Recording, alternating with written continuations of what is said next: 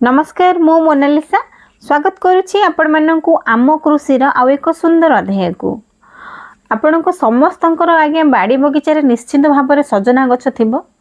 सजना गछ हेउछि आगे आम घर एक डॉक्टर। सजना गछ रे अनेक प्रकार औषधीय गुण आगे भरपूर मात्रा रे रही अछि। सजना गछर पत्र फूल फल एवं सजना गछर चेर मध्य आमर काम रे आसी थाए। तेबे आजिर भिडियो रे आमे आलोचना करिबा सजना चाष विषय रे किभଳି भाबरे आमे सजना गछ चाष करिबा किभଳି भाबरे केउ प्रकार सार अनुसार सेथरे प्रयोग करिबा आज से विषय रे आलोचना करिबा। जदि आपण मानक पाखरे आम कृषि रो एही भिडियोटी प्रथम थर पहुंचीची दया करी आम कृषि यूट्यूब चैनल को सब्सक्राइब करिवे। तेबे चलंतु आज्ञा देरी न करी आमे कथा हबा सजना चाष विषय रे। सजना गछ को साधारण परिबा गछ बोली आज्ञा भाबंतु नाही। मो मतरे सजना गछ आज्ञा होछि संपूर्ण ऑर्गेनिक सुपर फूड ना कौन कहते सजना गछटी आज्ञा संपूर्ण रूपे ऑर्गेनिक आज्ञा।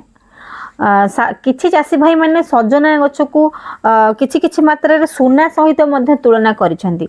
काहे कि बा नुहे एबे आपण मानक जिल्ला रे सजना छुई रो रेट केते अछि टिके कमेंट रे कहिबे। केन्दुझर रे आज्ञा सजना छुई रेट प्रति केजी पिछा 300 रु 400 टंका रही। आपण मानक जिल्ला रे केते टंका अछि सजना छुई रो रेट टिके कमेंट रे जणाइबे। सेथुर आमे जानि परिबा सजना गछ को काहे कि सुना सहित तुलना करा जायछि। जदि आपण सजना चाष आज्ञा करूछंती एकर पिछा 2 रु 3 लाख टंका आपण वार्षिक लाभ पाई परिबे केवल छुई बिक्री करी। साधारणतः सजना चाष रे कि जदि आपण सजना गछ लगाउछंती सजना गछ रे एते बेसी परिश्रम आज्ञा दरकार होई न थाए। सजना गछ रे एते पानी रो मध्य आवश्यक होई न थाए किबा आमे अधिक जत्न मध्य नै न थाउ। सजना गछ रे जदि आमे एकर पिछा सजना गछ आज्ञा लगेइबा ताहले वार्षिक आमे छुई बिक्री करी मध्य रोजगार करि परिबा। ता छडा आमे सजना गछर पत्र को सुखाई जदि पाउडर करी आज्ञा बिकी परिबा सेथिरे मध्य आमे लाभ पाई परिबा।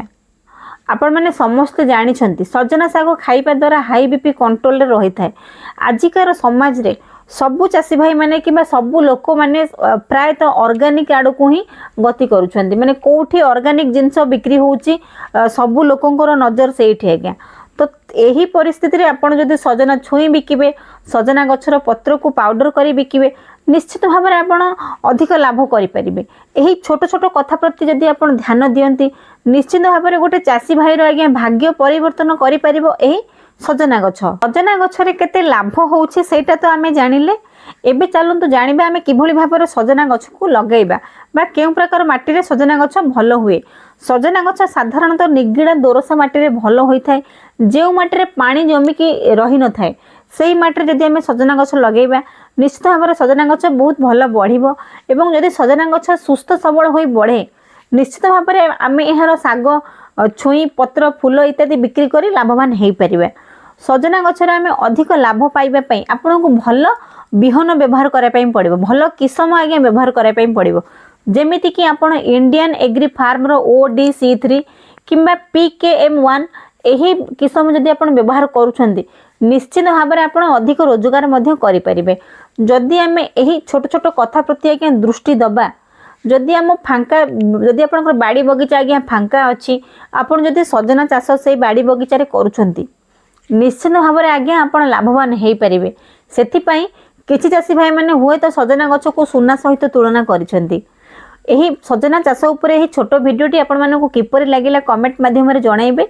केउ जिल्ला रो देखुचंती आज्ञा कमेंट माध्यम रे जणाइबे एवं केउ जिल्ला रे सजना छुई रो रेट केते अछि सेटा मध्य कमेंट करिया पई भूलिबेनी। रहिली नमस्कार मु मोनालिसा। देखा हबो आपण मानक सहित आम कृषि रो आ एक सुंदर भिडियो रे।